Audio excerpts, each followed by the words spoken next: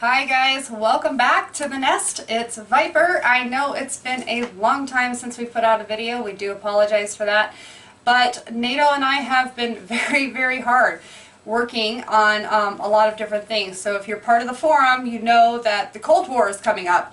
If you're not and you've just been a subscriber to the channel, thanks for watching, thanks for subscribing. We are working on the Cold War. We just finished a good round of World War II. Very close game. Allies won by 1 point, and had they, the Axis powers kept Munich, the Axis powers would have won. And there probably would not be a Cold War that we're going to do now. So that's really a good thing that happened there. With our Cold War that Nato and I have been working on for quite some time, we went on vacation for a week and a half. Guess what we did? Axis and Allies. The whole time. We sat there working on rule sets, other than going to Disney and Legoland and Cocoa Beach, and anyway, it was great. We had a great time, and we came up with some amazing rule sets and some different things that we're going to hash out. So to start off, if you know your history, it's the NATO faction versus the Warsaw Pact. I will be playing the Warsaw Pact because I'm always the bad guy, and everybody knows that Viper cannot be the good guy. Viper will lose.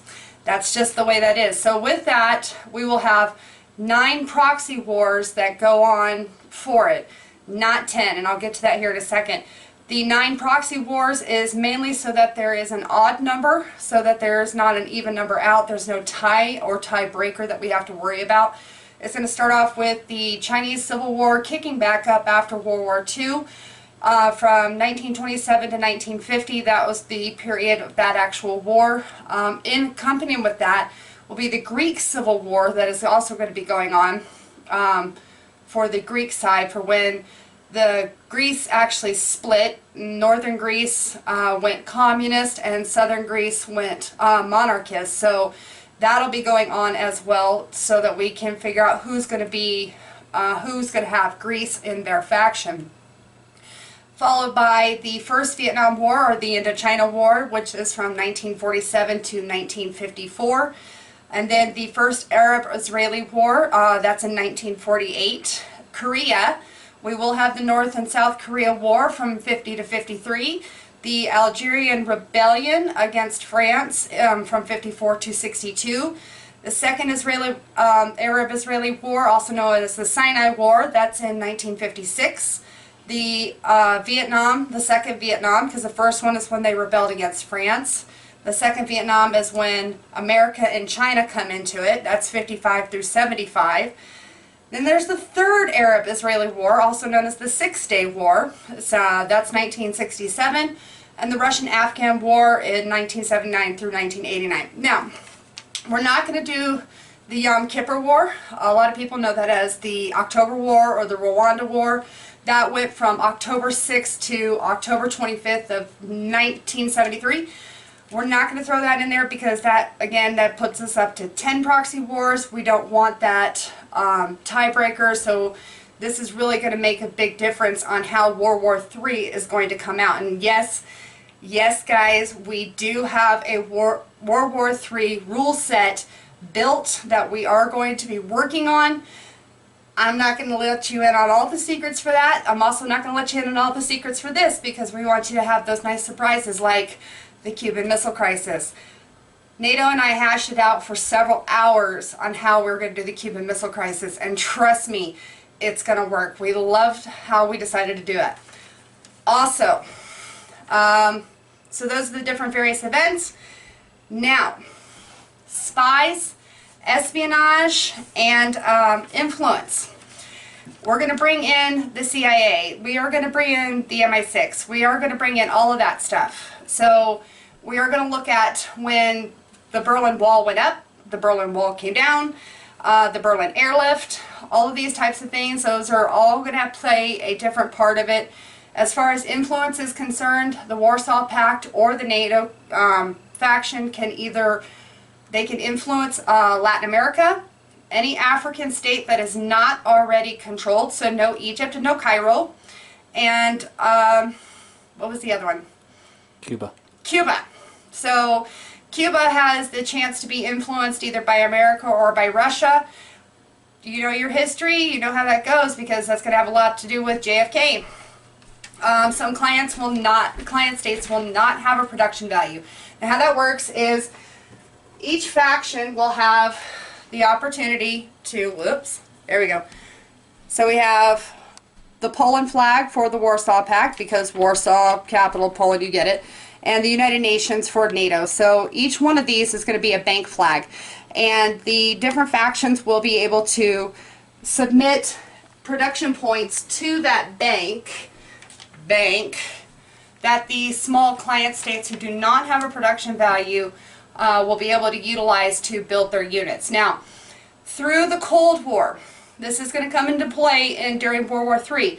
Whatever you build during the Cold War is what you will have to use during World War III. That is your setup. So there will not actually be a setup list when I post the World War III rules. That's very important because it also includes technology. Technology no longer can be rolled for.